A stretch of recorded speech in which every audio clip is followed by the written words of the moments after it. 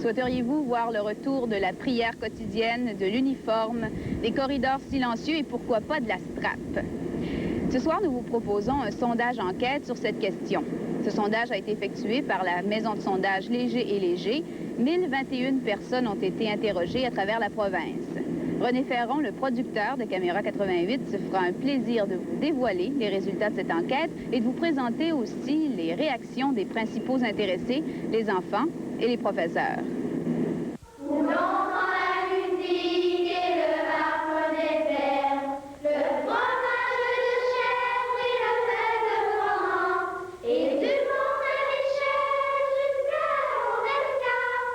Je ne sais pas ce que vous en pensez, mais des jeunes filles rangées comme celles que nous venons de voir, il n'y en a pas beaucoup au Québec dans les écoles. Mais semble-t-il que vous aimeriez à ce qu'on retourne à ce type de comportement. En effet, notre enquête sondage révèle que 60% des Québécois sont insatisfaits de la discipline dans les écoles. Eh bien, nous sommes allés dans une polyvalente de Montréal afin de voir comment ça se passe. Les élèves ont le droit de faire ce qu'ils veulent, tu sais, tu te sens plus libre, comme. Ben moi, tu sais, je dis, me semble, s'il n'y a pas des personnes tannantes, c'est comme moi dans la classe, ça va être une classe plate, j'entends le prof parler, mais s'il y en a qui niaisent, ça va faire rire le monde, pour avoir bien plus d'ambiance. 54% des citoyens, et c'est beaucoup, considèrent que l'éducation au Québec, à l'époque où les religieux en étaient responsables, était supérieure à celle que l'on pratique aujourd'hui dans les écoles publiques.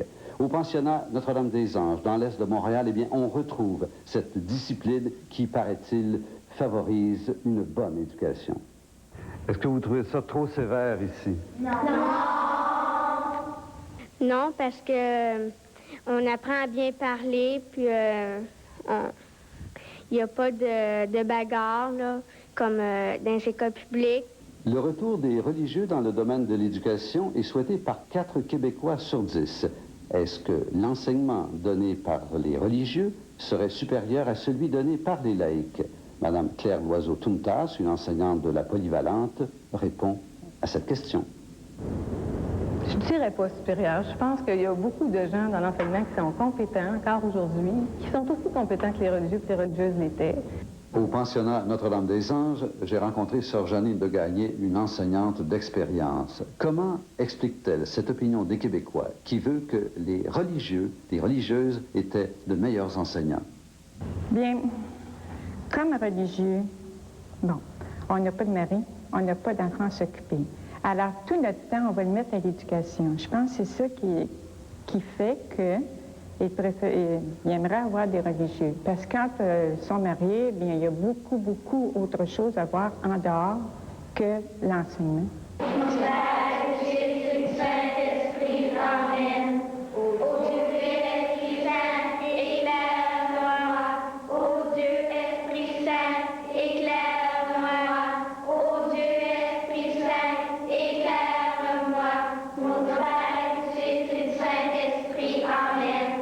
Voici une donnée paradoxale de notre sondage enquête fait en collaboration avec la firme Léger et Léger. Eh bien, alors qu'au Québec, la pratique religieuse est en baisse, 4 parents sur 10 souhaitent qu'on impose le récit des prières à l'école. Je ne l'imposerai pas. On n'est pas habitué à le faire même chez nous, puis le soir avant de se coucher, qu'à le faire à l'école, ça serait difficile, hein? L'enfant est très pur. Alors, il y a un contact très facile avec le Seigneur. Jésus nous aide dans la journée, dans notre travail, dans les leçons, dans les dictées. Sœur Janine est vraiment convaincue que ses élèves aiment réciter la prière. Et elle m'a raconté ceci. Un beau matin, alors qu'habituellement on récite la prière... 3 mains se sont levées. J'ai dit, qu'est-ce qui se passe? Nous n'avons pas dit la prière. Alors, c'est dire que les enfants aiment prier et veulent prier. Moi, j'aimerais pas ça avoir des sœurs comme prof parce que moi, je suis comme ça.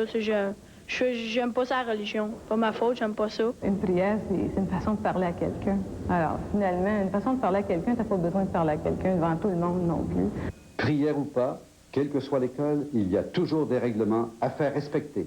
Et notre sondage nous apprend que chez les Québécois, 9 parents sur 10 sont strictement contre le fait de sacrer à l'école. 8 parents sur 10 interdiraient à leurs enfants de mâcher de la gomme. Dans les classes, on peut pas manger de gomme, puis dans d'autres, oui. Puis moi, ben, j'aimerais mieux manger de la gomme dans l'école.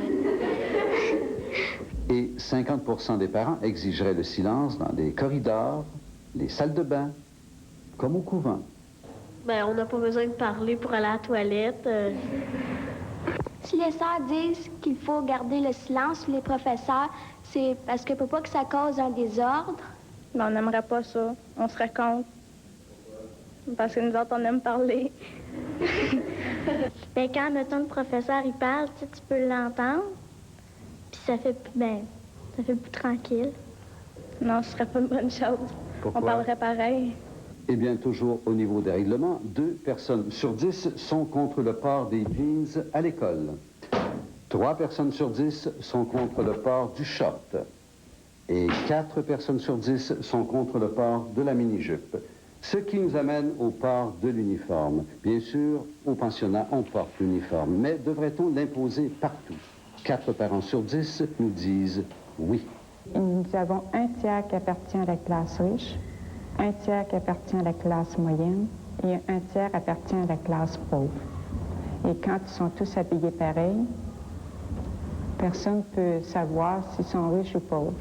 Je trouve que c'est une bonne chose. Ça pourrait en être un avantage, là. Par contre, je me dis, si on regarde les élèves d'ici qui ne portent pas d'uniforme, ils finissent quand même par être tous habillés quasiment uniformément, dans le sens où ils portent tous le même genre de pantalon, ils vont tous porter à peu près le même genre de chandail. Est-ce que vous aimeriez ça, être obligé de porter un uniforme? Non. Est-ce que vous aimez ça, porter le costume? Alors, moi, j'aimerais pas ça avoir des uniformes parce qu'on pourrait pas s'habiller comme qu'on veut. Si on vient d'acheter une belle affaire qu'on aime, mais on pourrait pas la mettre. Les souliers, on peut prendre des belles couleurs, mais sauf pas des couleurs qui fait dur, là. Il faudrait que ça soit l'uniforme qu'on désire, que ce soit pas l'école qui décide quel uniforme, là, mais que ça soit nous autres. Comme ça, tout le monde s'habille pareil, puis ça ferait le fun.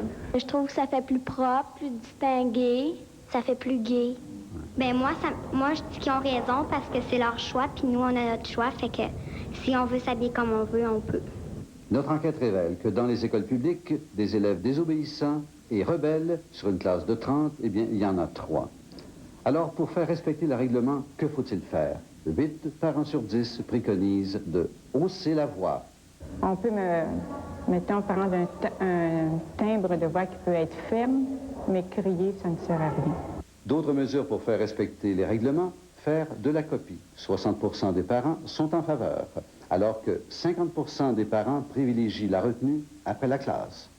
Ben moi, j'ai jamais copié, là, mais je pense, d'après ce que j'ai entendu, ça corrige beaucoup. Le meilleur, ce serait, tu sais, que soit le soir, faire du travail supplémentaire, ce serait la meilleure affaire à faire.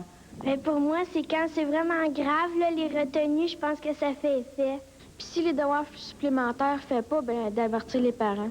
Les élèves, ils arrêtent de niaiser quand les parents sont au courant. Ça serait plutôt de ne pas l'envoyer à la récréation le midi, parce qu'elle ne pourra pas jouer avec ses amis. Puis moi, j'aimerais pas ça, être privée de jouer avec mes amis. Punition ultime, punition d'autrefois, punition sévère pour que enfin on retrouve une discipline totale dans les écoles. Eh bien, croyez-le ou non, un parent sur 10 de nos jours est en accord avec le retour de la strap dans les écoles. Moi, je suis complètement contre ça. Non, parce qu'il pourrait se revenger, se fâcher, puis lui-même fesser le prof, après il serait suspendu. Ça, parlez-moi pas de la strap, je suis pas capable d'entendre parler de ça. Ah, moi, je trouverais ça, moi, ça me dérangerait pas qu'ils sortent la baguette ou la strap parce que je suis endurci, puis j'ai un frère, fait que ça fait bien moins mal que si j'aurais pas de frère. Une tradition des écoles privées, c'est la séparation des sexes. Les garçons d'un côté, les filles de l'autre. Alors que dans les écoles publiques, c'est mélangé, c'est mixte. Mais attention, encore de nos jours, 1 personne sur 5 est contre les écoles mixtes. Allons voir ce qu'en pensent les intéressés. Ça serait plate, on serait rien des gars. Moi, j'ai connu l'école publique, je sais c'est quoi, puis moi, j'aimerais mieux j'aime mieux être ici, là, juste des filles. Admettons que c'est hiver, ils peuvent nous lancer des boules de neige pour pas écouter les sœurs quand ils disent de pas en lancer. Les garçons à notre âge, des fois, ils ont des idées un peu pas vraiment intelligentes, là. Nous faire des jambettes. Dans la classe, il y en aurait un Peux-tu me répondre? Avec les brassières par en arrière, ils tiraient plein de choses comme ça. Des fois, c'est pas le fun. Ben, des fois, ils sont fatigants, mais il y en a des fins. Je pense que tous les gars aiment les filles, tu sais.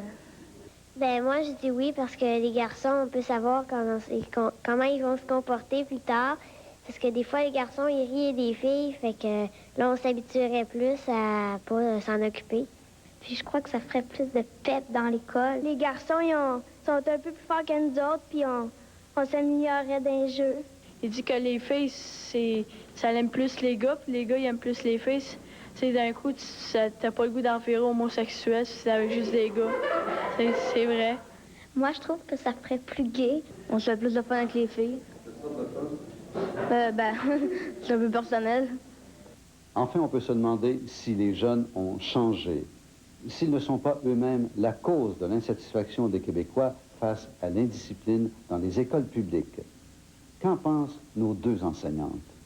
Les parents ont délaissé la discipline. Alors, en laissant la discipline comme ça, bien, l'enfant est laissé à lui-même. Parce qu'ils ont eu peur que les enfants soient traumatisés. Je pense qu'en résumé, ils sont beaucoup plus vivants que ce que c'était il y a quelques années.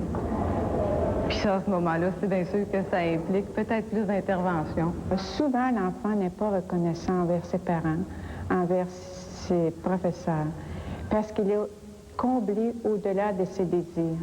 Et il pense que tout lui est dû.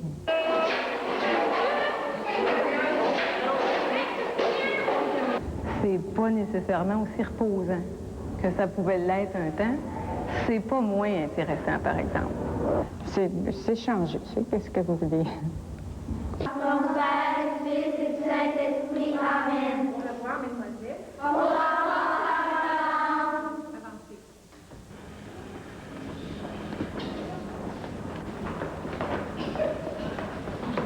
Bonjour.